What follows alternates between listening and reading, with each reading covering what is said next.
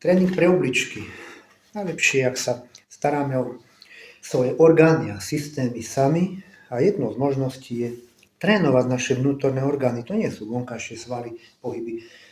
Pracujeme na hlbokých vnútorných štruktúrach. Ako je to s obličkami?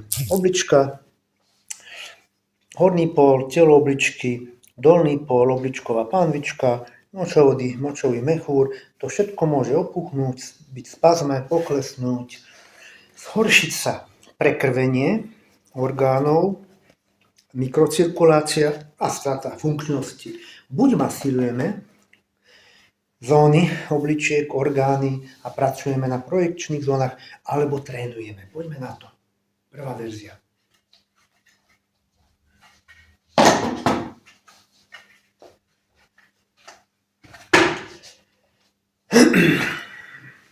Rozcvičíme si. Pripravíme si obličky.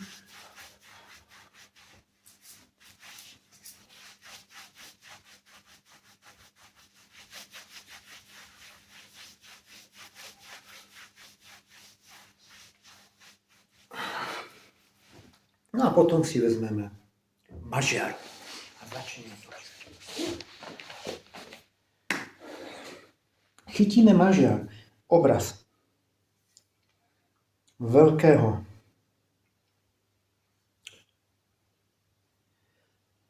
zachytíme rúčku mažiara, chytíme si ruky spolu a začneme točiť veľkým kolesom v obličkách. Nádych, výdych.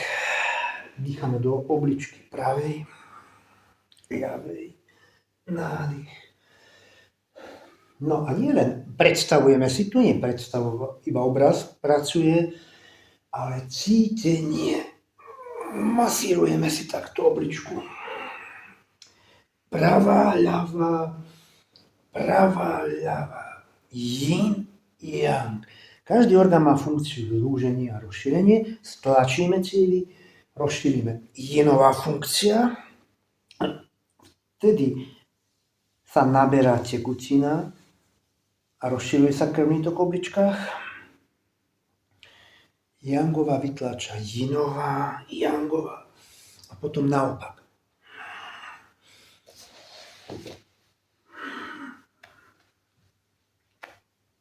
Neponáhľame sa. Monotónnosť nemá rada príroda, preto môžeme meniť rytmus. Aj smer. Cítime, ako nám sa oživuje oblička vpravo, vľavo, nadoblička, obličková pánvička. A ak sú tam napätie, spazmy, opuchy, dostávame ich do normy.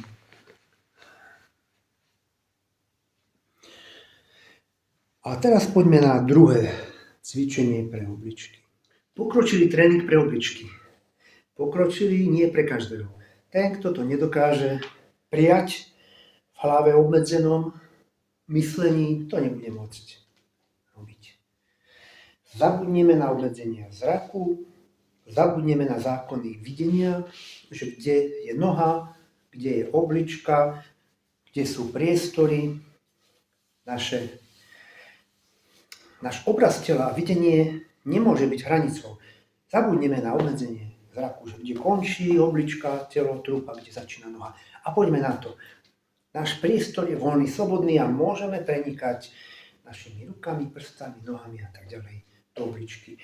Veľmi dobré je začať nohami. Začneme nohami stúpať v obličkách. Pravá noha do pravej obličky, ľavá do ľavej a masírujeme. Skúste cítiť, ako každý pohyb nohy masíruje pravú, ľavú obličku. Pravá noha, pravú, ľavú. Oživujeme. Potrebujeme nástroj. Nástrojom je vedomie, ale pritom pomáha telesnosť, jedna noha, druhá noha. Intenzívne pracujeme na obličke vpravo, vľavo. Je tu ešte rozdiel či budeme stláčať v jinovej alebo jangovej variante. Poďme pätami.